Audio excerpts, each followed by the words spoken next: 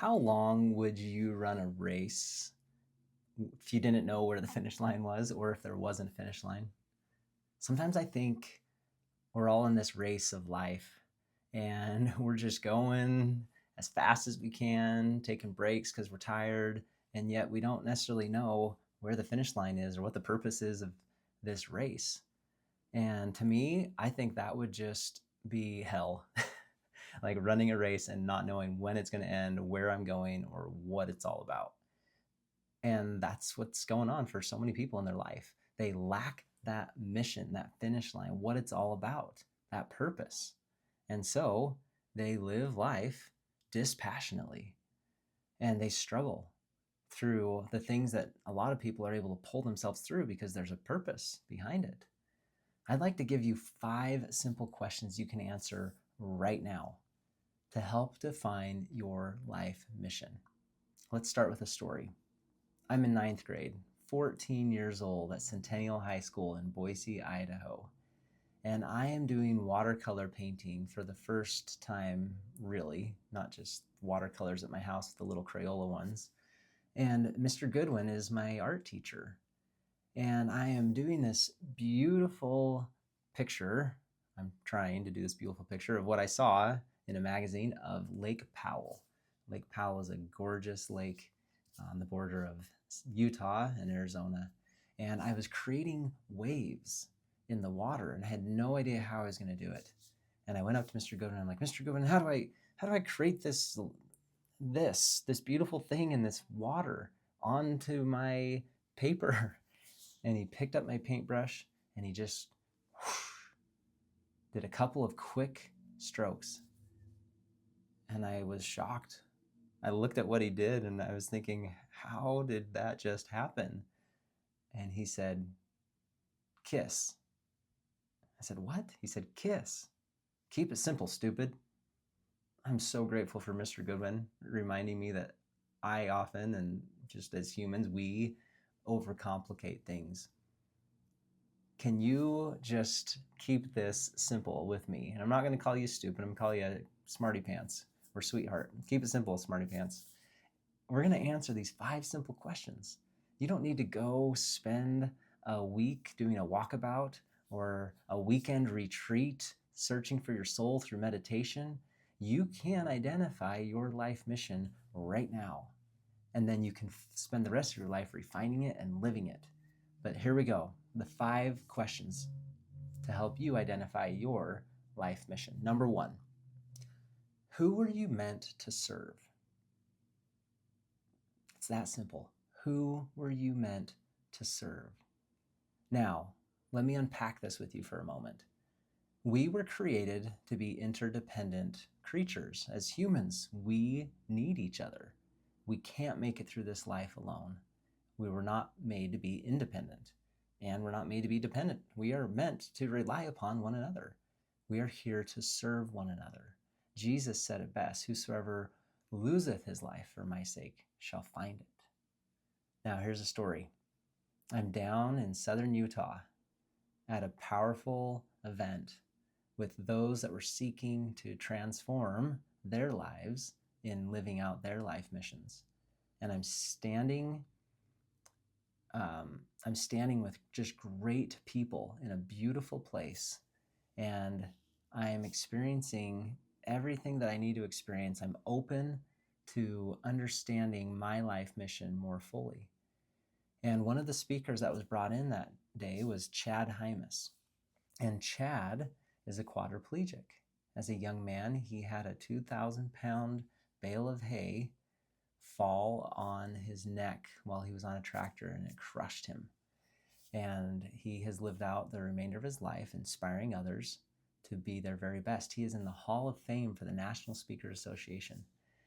And as Chad was sharing his message, he looked me in the eyes, and I'm sure he did this to many others that day, but it felt like time stopped.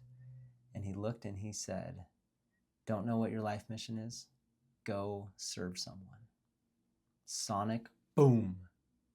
It felt like he had reached in to the heartstrings of my soul and just shook them. Go serve someone. In serving others, we will find who we were meant to serve. We will understand what it is that is needed in this world and where we can fit in. I've also heard it said that we are best positioned to serve the person we once were.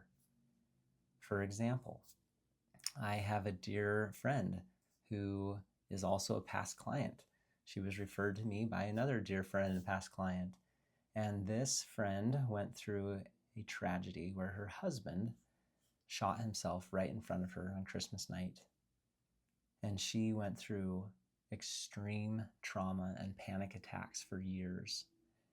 After we did some work together and helped her break that pattern of trauma and that pattern of going into fight or flight mode, that panic mode, she has been now for years free from the panic of that trauma. And she is devoting her life to serving others and preventing suicide and helping those that have been through it with their families. She is best positioned to serve that person that she once was, a victim of suicide, of what happens in a family and in a marriage when someone chooses to take their life. So who were you meant to serve? Keep it simple. Take the first thing that comes to mind and write it down. Maybe it's as simple as your family. Maybe it's as simple as your friends. Maybe it's as simple as your neighborhood, but maybe it's very specific. Who were you meant to serve? Number 2, what unique gifts do you have to offer that those you were meant to serve, that they desperately need? Now, when I say unique gifts, I don't mean it's unique in that no one else has these gifts in the entire world, but unique in that this is your strength zone. This is what you have to offer that makes you you. It's when you're at your best. It's when you're in a state of flow. It's when you do things and you don't even consider time or money. It's just, it exudes from you.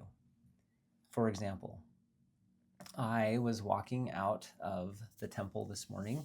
I try to go as often as possible to be close to God and have some alone time and step away from the world. And there was a woman who was in tears. And I couldn't help but approach her and ask her if she needed to talk. And I didn't do it because I'm trying to get a new coaching client. I didn't do it because I felt like God wanted me to, and I'd feel guilty if I didn't. I just felt called to have a quick conversation with her. I've been doing this since I was a little boy. One of my unique gifts is being bold enough, courageous enough, and following intuition, promptings from God to reach out and offer help to those that are in need. That's a unique gift that I have. What unique gifts do you have to offer?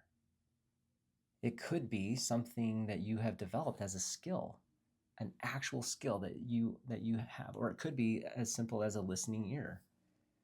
Or maybe it's an ability to create outcomes for others and this world in a way that just brings you an extreme amount of excitement.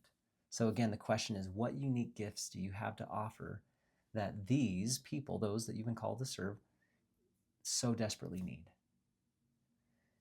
As you're defining this unique gift or gifts, because we have many, think about the problems that you can provide a solution to. That helps as well.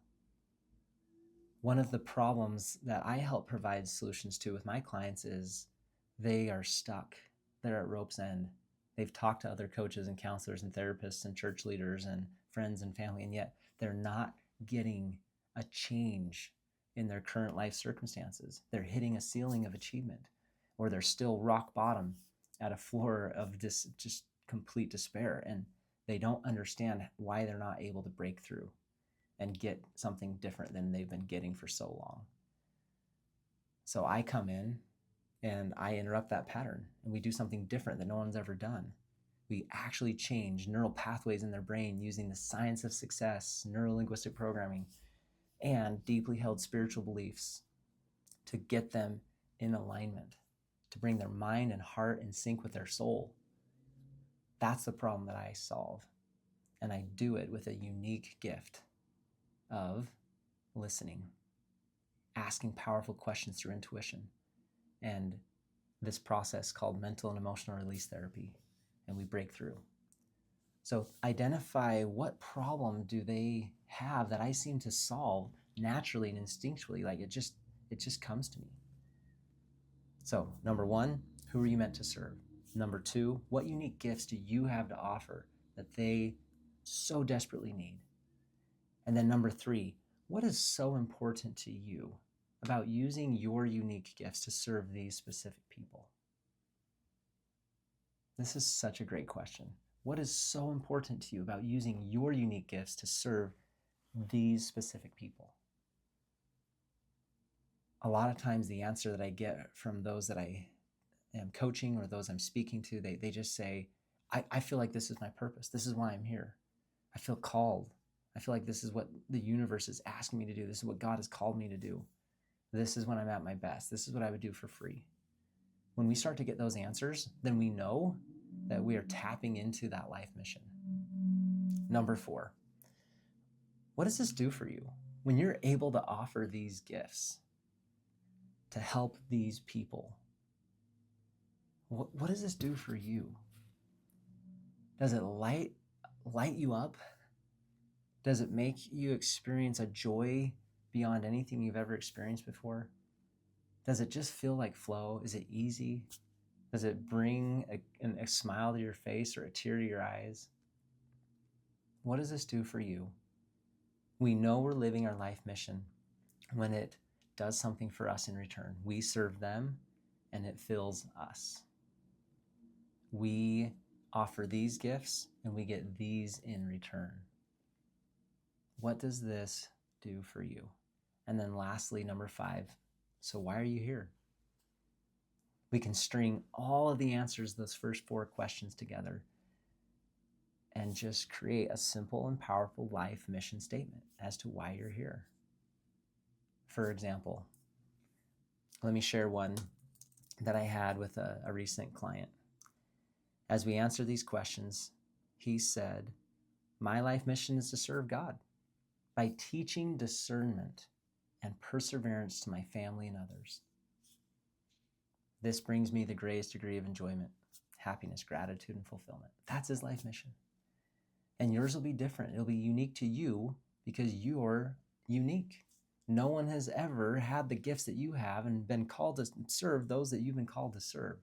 So your life mission will sound very different than his or mine. Now, I invite you to go back and write down these questions and get clarity on those answers and keep it simple. Please don't overthink it. It doesn't have to be complicated. In fact, the simpler it is, the better. My next challenge to you is to write it out and refine it and make every word in your life mission statement $1 million word. Because honestly, it's worth way more than that.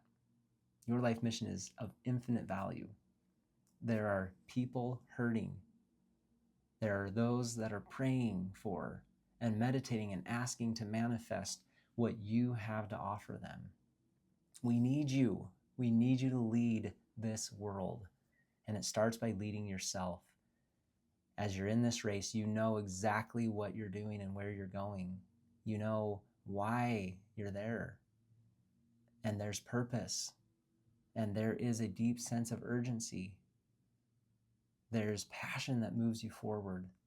And no matter how turbulent the storms get or how challenging the race is, you have developed through your life a strength. In my book, I call it the strength of the oak and the strength of the willow. It's a stress wood that has developed over years of trial and tribulation. And just like an oak who has been through all kinds of storms, you're able to withstand the storms because you have stress wood. Stress is not always bad. Eustress is a EU stress, right? Eustress is a stress that is good, like euphoric, right? It's eustress. It builds you up. It strengthens you. It allows you to continue the good fight. Your life mission will pull you through any storms, any trials and challenges. And when you're doing it, you find that fulfillment. You find that joy. So, why are you here? You deserve to know. You deserve extreme clarity. And if you're working through this and you need some more help, I'm here for you. I would love to walk you through this process. And as you do so, we're going to find some pretty powerful things. I would love to be an advocate for you and an engineer as we figure out what this life mission is. Now, there are others that you're thinking about that need this message today. And I ask you, please, will you share this video with one person? And as you subscribe to this channel and you plug into the other episodes, you're going to feel that clarity and that power that comes from living your life mission. That's what I'm here to do. Thank you for liking this video. Thank you for being a fan and bringing others along this journey with us. We all deserve breakthroughs, and a life mission is a very, very important place to start. I believe in you.